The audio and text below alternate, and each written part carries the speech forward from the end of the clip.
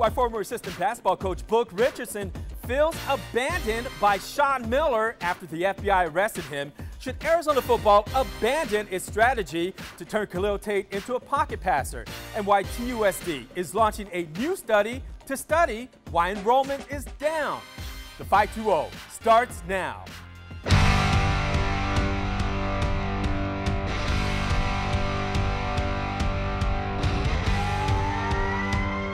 Hello, everyone. Welcome to the 520. I'm Steve Nunez. I'm Artie Mata the Fourth. Thanks for joining us. And right off the bat, baby, Clash of the Titans. It's rivalry Clash of the week Titans between Arizona and USC, which stands for You Suck Chunk. Yeah, we'll call the and UA. Guess what? The underachievers. Guess who you've inspired to come back alive and well? Oh my God. Yeah, Z-Scarf is back, I would have stayed home. I would have stayed home if I knew this was happening. Get some of that love right there. Get some of that love. That's what I'm talking about. Stale. Yeah, it's all right. Scarf. It's stale, and we're gonna win. I guarantee you right now, because you already owe me like 35 billion cheeseburgers from McDonald's. Make it 35 billion and one. Guaranteed. We'll talk about it. Guaranteed. All right, let's get started.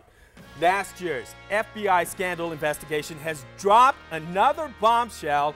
Former Arizona assistant basketball coach Emmanuel Book Richardson's family is finally opening up about Book's arrest. His wife, Erin, says Book feels abandoned by Sean Miller and the U of A. She says Miller hasn't reached out to his longtime assistant, not by phone, not by text, nothing. Exactly 1 year ago, the FBI arrested Richardson on fraud and conspiracy charges, accusing him of taking $20,000 in bribe money in exchange for steering top recruits to sign with an agent and a financial advisor. Well, Richardson wasn't able to speak to Jeff Goodman of Stadium because of his impending trial, but his wife, Erin, shared details of raw emotions still boiling over. Take a listen. I was confused as to why this was a federal issue, why they felt the need to be at my door a little bit before 6 a.m. with a battering ram. I couldn't, that didn't make sense to me. You know, my husband's not El Chapo. You know, he's not out here murdering people. And you just have to sit and listen to people on television, on social media, you know, make you out to be this bad guy, and you can't tell your story. That's what's really burning him up right now. And this is why this case just hit him so hard, because he's like, wait a minute, you know, I've spent my years just trying to make sure, you know, that these kids can get out the hood and do well for themselves and their families. And, you know, and you're stopping me from doing what I love. He feels abandoned. You know, he feels like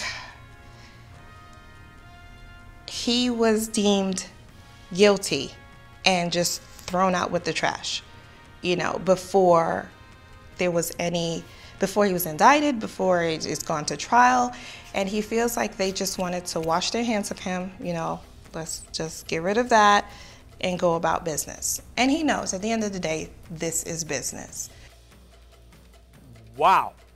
Kudos to Jeff Goodman for getting that interview. But what does this say about Sean Miller? Between their relationship, between Sean and Book Richardson, it looks like to me that maybe Book Richardson acted out on his own. Maybe he acted independently against the wishes from Sean Miller. I'm sure this was brought up in tons of team meetings, and I'm sure that the entire coaching staff strongly disagreed with Book Richardson, but he may have acted out on his own. And he went against the team. Not too long ago, the 520, that includes Steve Nunez and Artie Mata, called for Sean Miller to get fired. Now you're saying he acted out alone when you called Miller a control freak before? And I called him a control freak, but here's the thing is I understand that both parties have to protect themselves, and I understand that there's heavy wiretaps on both ends.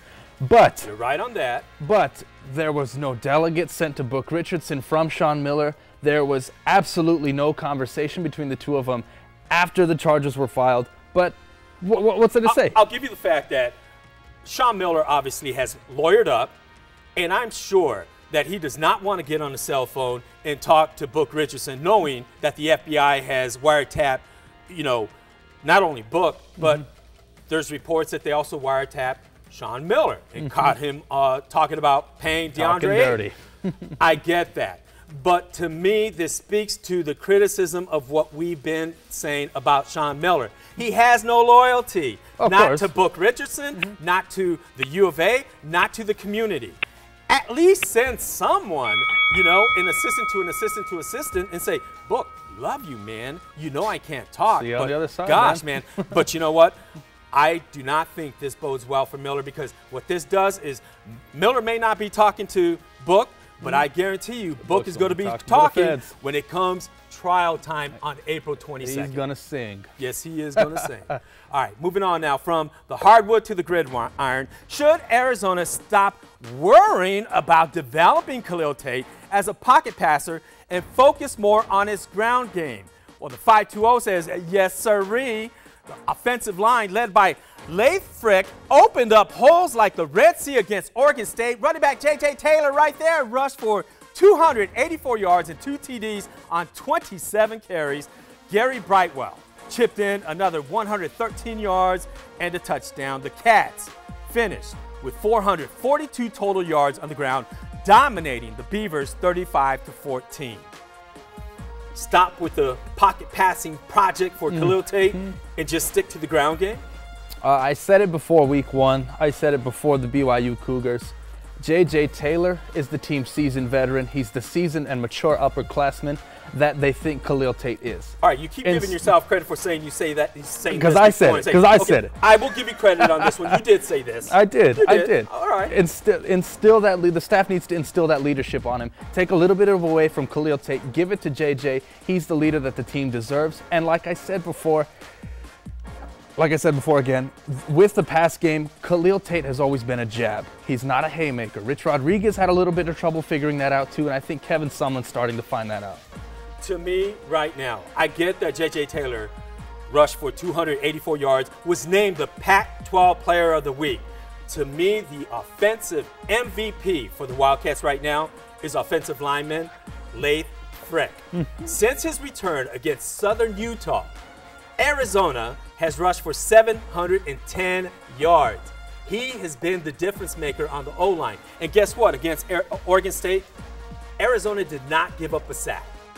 That tells you right there what's happening with Arizona, and that's where the focus should be, the O-line. And I think everything else just opens up and everything falls where it's supposed to be. A pass game still needs to be present, but I do agree with you that the run game needs to be the backbone. The run game needs to be the 1-2 punch. Great Kevin Sumlin now. 2-2. He was still in the 520's doghouse. We had him on academic probation. What does he get? Against the team that they're playing next week, I don't think he bodes well. All right. I still give him he's at a D+, C- right now. But looking ahead in our crystal ball, it's Hispanic Heritage Month at the University of Arizona. USC Troyeros against Los Gatos de Arizona.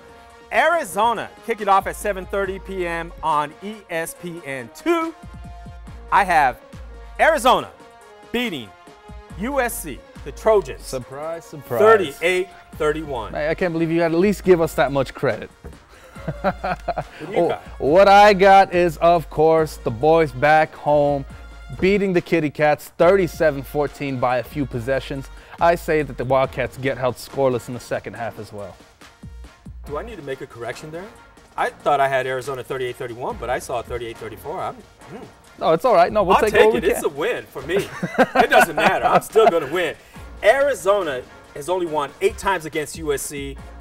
USC has won 32 times in this overall series. Good ratio. Make it number 9 for Arizona. And why? Key, I think, again, offensive line. But I'm going to go deeper on that. I think Arizona has an ability right now to run the ball because of the offensive line. But USC's defensive line is suspect. 4-3 D-line. What I worry about is USC's defensive backs. I think they'll rip Khalil Tate apart if he tries to throw against them. In favor of the Cats, I think the keys to their game offensively is don't be afraid to punt if it means good field position. USC does not bode well after a 8-player longer drive. And for defensively, be aggressive on first down. If they don't handle second and longs well, send the house on the first down. Nice. You're going to owe me 10 cheeseburgers now. All right, Tucson's new arena football team will be called the Tucson Sugar Skulls. Sweet? Or should the name be buried 6 feet under? Well, sugar skulls, or calaveras in Spanish, represent loved ones who have passed away. Equally important, it represents a rich part of the Hispanic culture in celebrating Dia de los Muertos, or Day of the Dead.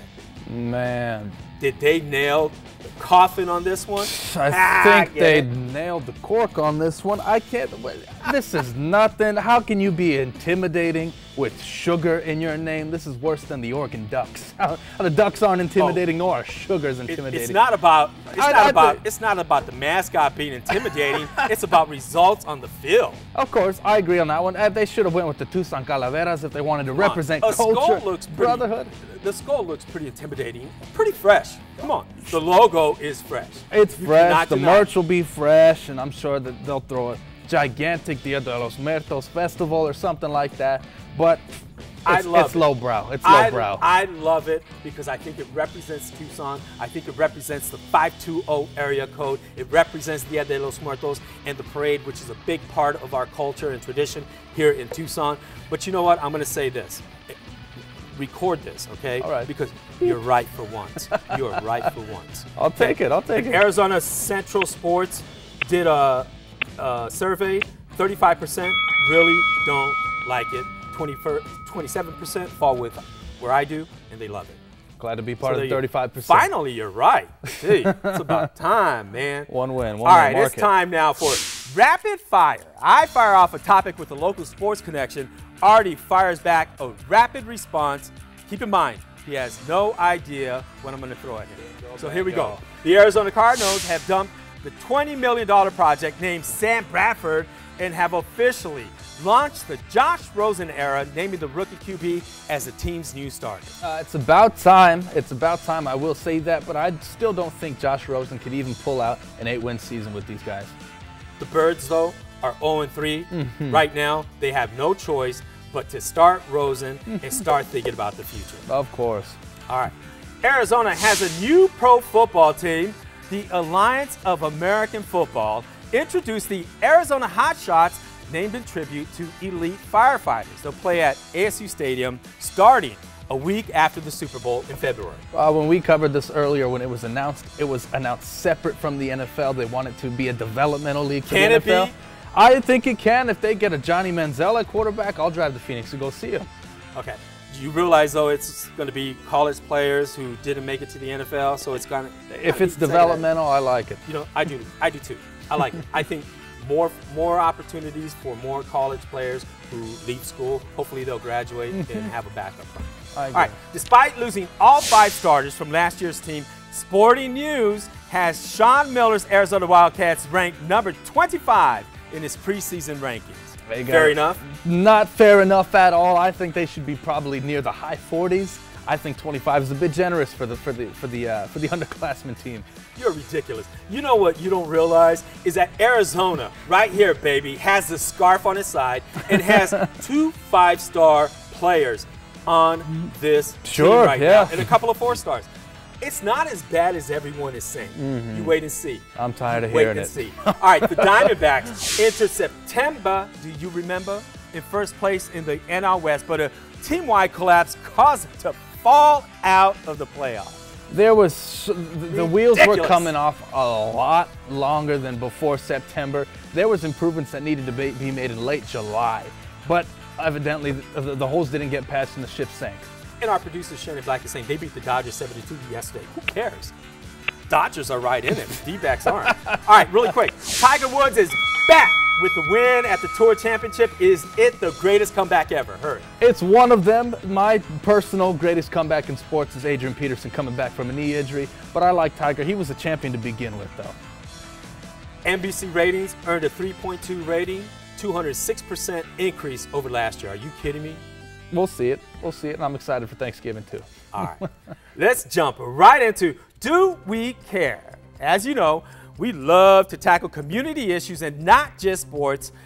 and ask ourselves, do we care? I'm going to get started on this. TUSD student enrollment has dropped again this year for the 11th year in a row.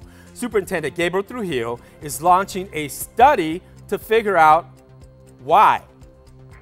Do we care? Yes, of course we care. The answer is obvious. They cannot compete head-to-head with the Vales of Arizona, the Catalina foothills, the Sabinos, the CDOs. There's not enough resources being thrown in the staff. There's not enough resources being thrown in the entire curriculums as a whole. Lots of these schools have direct pathways to careers straight out of high school, where many TUSD schools lack. The answer is obvious. The problem that no one is looking at is just the fact that there's so much growth around Tucson, Sahuarita, Vail, Marana, Foothills, okay? Everyone's leaving the inner city because that's where all the new housing and new developments are going out outside of the city. So obviously, naturally, there's gonna be fewer students attending TUSD schools. But I will say this, the Red for Ed movement needs to be all over the state lawmakers, including Governor Doug Ducey, because you know what? This has been a decades-long agenda and something the Republican Party has been trying to do. Kill public education and pour more dollars into private charter schools. And that's what's happening. We're seeing it unfold right before our eyes. Thank you, Steve. The Tohono O'odham Nation and Visit Tucson have donated $40,000 to the City of Tucson Mural Arts Program for artists to paint murals downtown that reflect diversity in style and culture. Do we care? I love it because what it does is it saves the city money on graffiti abatement, and number two, it cleans up those canvases that these idiot taggers would use to paint graffiti on with beautiful art. I agree. I do care because this is philanthropy. It's creating opportunity for your local freelancer, continuing tradition, nothing but good things about it. All right, a report released last week exposed Arizona's overpopulated prisons. Now, a new report released by the National Juvenile Defender Center shows Arizona children do not receive the same due process as adults. It's a slippery slope. It's up in the air because they have been revoked those rights, because it is up to us as adults to instill that judgment on them that's aside from them as grown adults. So I gotta say, I do agree with this one. You know what? It turns juveniles into career prisoners because they just continue to leave them in there. Well, what happens? It's just like a prisoner. The longer they're in prison, the more they can't function outside of prison. That's the same thing at a younger age for juveniles. It's a shame. It is.